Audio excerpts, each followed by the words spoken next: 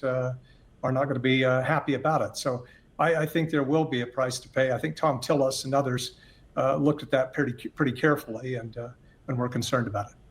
You heard a congressman there say that the Freedom Caucus is in effect over, and one can understand his point, at least on principle, right? That here you have a group of a couple dozen House Republicans who said, you know, more debt shall not stand, and here we are, more debt.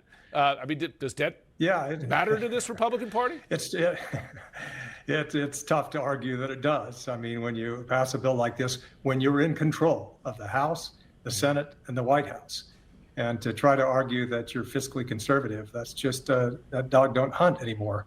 So it's really difficult to see. And if you're not going to do it now, when are you going to do it? And we aren't facing a big calamity in terms of COVID spending or anything else that has to go on.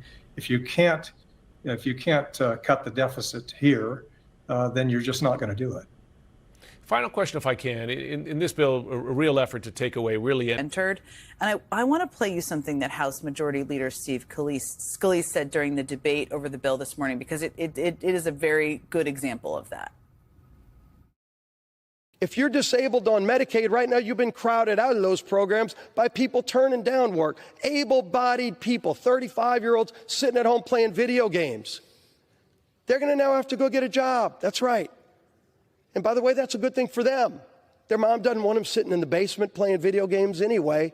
But now it no longer will be crowding out Medicaid for the truly needy people who deserve it. We're not trying to, platform Steve Scalise. It's like important for people to hear what the argument is going to be, because we're going to hear that over and over and over and over again. You know how this impacts people given your district. What is